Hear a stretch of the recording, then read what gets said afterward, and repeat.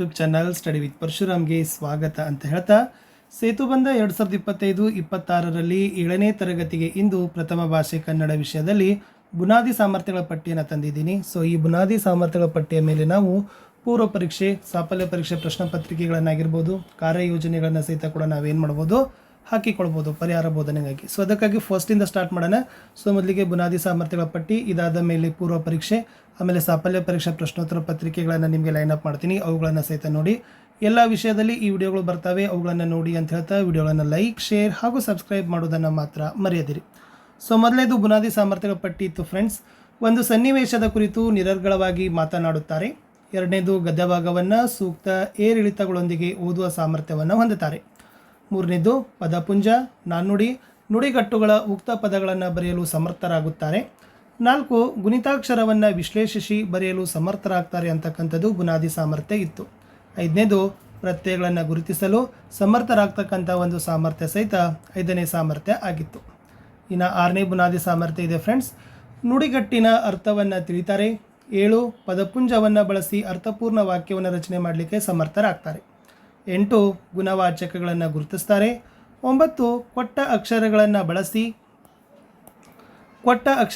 ಬಳಸಿ ಸೂಕ್ತ ಪದಗಳನ್ನು ರಚನೆ ಮಾಡ್ತಕ್ಕಂಥ ಸಾಮರ್ಥ್ಯವನ್ನು ಹೊಂತಾರೆ ಅಂತಕ್ಕಂಥದ್ದು ಕೂಡ ಒಂದು ಬುನಾದಿ ಸಾಮರ್ಥ್ಯ ಆಗಿತ್ತು. 10ನೇ ಬುನಾದಿ ಸಾಮರ್ಥ್ಯಕ್ಕೆ ಹೋಗೋಣ. ಪ್ರಾಸ ಪದಗಳನ್ನು ಗುರುತಿಸಲು ಸಮರ್ಥರಾಗ್ತಾರೆ. 11 ವಾಕ್ಯಗಳಿಗೆ ಸೂಕ್ತ ಲೇಖನ ಚಿಹ್ನೆಯನ್ನು ಬಳಸ್ತಕ್ಕಂಥ ಒಂದು ಸಾಮರ್ಥ್ಯವನ್ನು ಹೊಂದುತ್ತಾರೆ. 12 ಕೊಟ್ಟಿರುವ ವಿಷಯ ವಸ್ತುವನ್ನು ಅರ್ಥಕ್ಕನುಸಾರವಾಗಿ ಜೋಡಿಸ್ತಕ್ಕಂಥ ಸಾಮರ್ಥ್ಯವನ್ನು ಹೊಂದೋದು. 13 ವಾಕ್ಯದಲ್ಲಿರುವ ಕರ್ತೃ, ಕರ್ಮ, ಕ್ರಿಯಾಪದವನ್ನು ಗುರುತಿಸುವ ಸಾಮರ್ಥ್ಯವನ್ನು ಹೊಂದೋದು.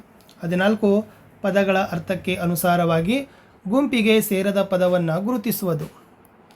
ಇನ್ನು 15ನೇ ಸಾಮರ್ಥ್ಯಕ್ಕೆ ಹೋಗೋಣ ಫ್ರೆಂಡ್ಸ್. 15ನೇ ಸಾಮರ್ಥ್ಯ ಇತ್ತು ಭಾಷೆಯ ವಿಶಿಷ್ಟತೆಗಳಲ್ಲಿ ದ್ವಿರುಕ್ತಿ, ಜೋಡುನುಡಿ, ಅನುಕರಣಾವ್ಯಯಗಳನ್ನು ಗುರುತಿಸ್ತಾರೆ. 16 ಪಠ್ಯದ ಸರಳ ಕಾರ್ಯಕಾರಣವನ್ನು ಏನು ಮಾಡ್ತಾರಪ್ಪ ಅಂತಂದ್ರೆ ಗುರುತಿಸ್ತಕ್ಕಂಥ ಸಾಮರ್ಥ್ಯವನ್ನು ಹೊಂದುತ್ತಾರೆ. 17 ಸಂಧಿ ಪದಗಳನ್ನು ಬಿಡಿಸಿ ಹೆಸರನ್ನು ಹೇಳಲಿಕ್ಕೆ ಸಮರ್ಥರಾಗ್ತಾರೆ ಅಂತಕ್ಕಂಥದ್ದು ಕೂಡ ಒಂದು ಸಾಮರ್ಥ್ಯ. ಸೊ ಜೊತೆಗೆ ಏನಾಗಿತ್ತಂದರೆ ಗ್ರಾಮ್ಯ ಪದಗಳ ಗ್ರಾಂಥಿಕ ರೂಪವನ್ನು ಅರಿತಾರೆ.